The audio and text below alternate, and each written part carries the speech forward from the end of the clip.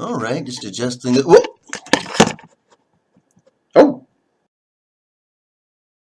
Hi again, and welcome back to Ganza Gaming. Today we're going to tackle an interesting subject. It's about the end boss. Because as a lot of GMs may have envisioned, and what I am tempted to do, and is kind of a tradition in video games now, is that the big bad at the end of a really cool session or a campaign has to be that. One big bad dude. Everybody's dogpiling on top of him and or her, and beating the crap. And it's supposed to be dramatic. It's supposed to be big, and it's supposed to last long enough to make everybody feel like they've contributed and kicked some major butt. But it's a game we have that's usually ruled by dice. Dice are random. Things happen, or in worst case scenarios, there is some sort of combination of things that the players concoct that the GM doesn't know how to react to. And the big bad is suddenly down. Maybe a little too early. Because really the answer to the big bad lasting too late is usually just to fudge hit points. And which is kind of a challenge for some of the games we play, because everything is set in certain parameters, on certain levels, so anyone who's really in depth in the game knows when things have been fudged and played with.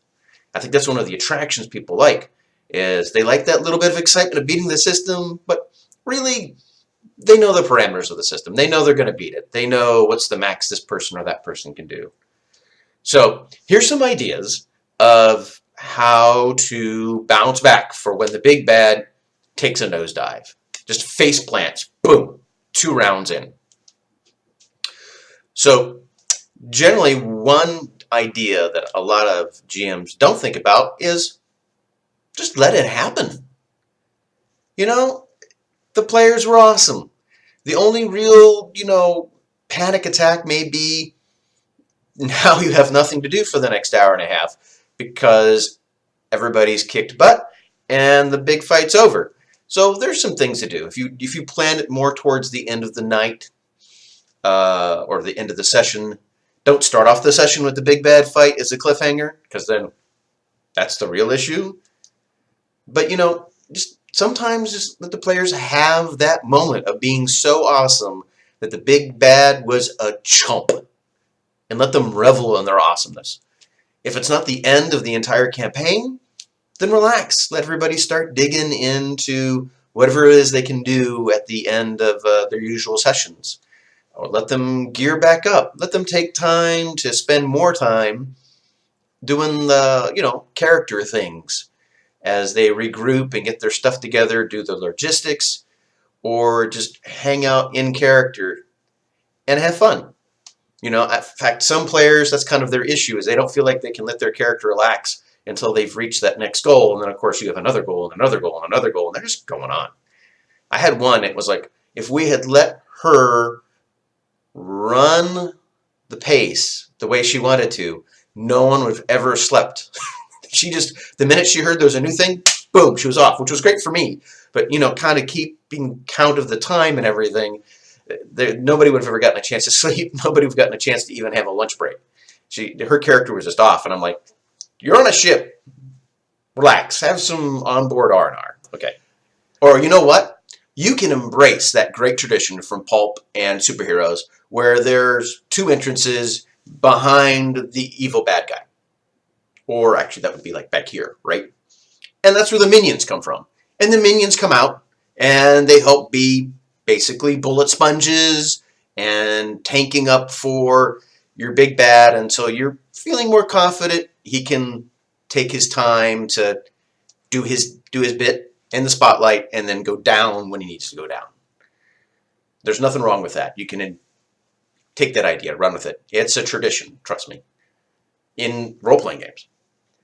And then the third thing is full circle. We've gone from role-playing games at the table to video games, and then let's go back and steal something.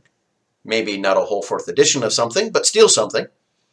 And we have it where your big bad is actually 2 or 3 sets of stats that represent one individual, as he's kind of deteriorating. Or, depending on how things go in the great tradition of anime, he actually kind of starts to bulk up in kind of a berserker Hulk werewolf style. And as one goes down, that's all right. You just go to stage 2 of the monster, stage 3 of the monster, and then he finally is gone. And I did think of one right now that I forgot, which is kind of embarrassing because it's one that I usually like to do, which is, yeah, the big bad goes down. Oh, well, you know what? He wasn't the big bad. He was just the lieutenant who was being the front for the true kick-ass villain. And you have, kind of in your back pocket, a bigger, badder dude to walk in and kick ass after you've taken out his top lieutenant, who was the facade for the organization. I've done that a couple of times when I needed to, and it's worked out great. If anything, actually, most of the players feel like they've gotten a 2-for-1 on that. So, in a nutshell, those are some ideas of what to do. Most of them, if not all of them, need some prep. You got to have a plan B. So that's probably the big thing to take away from here, is if you don't want your big bad to go down like a chump, or you're not comfortable with, like, if that happens, just move on to the next phase of your game. Do a little prep, do a little background, and make sure you've got something in that back pocket so if the unexpected happens, you're prepared and nobody sees you sweat. Because that's what players want to see. They really want to see you sweat. We can't have that, can we? All right. Hope you guys have been enjoying this series. Subscribe. Hang out over at the YouTube channel. Listen to our podcast. Hey, don't forget our sponsor, the Adventure Game Store. And have a great day. See ya.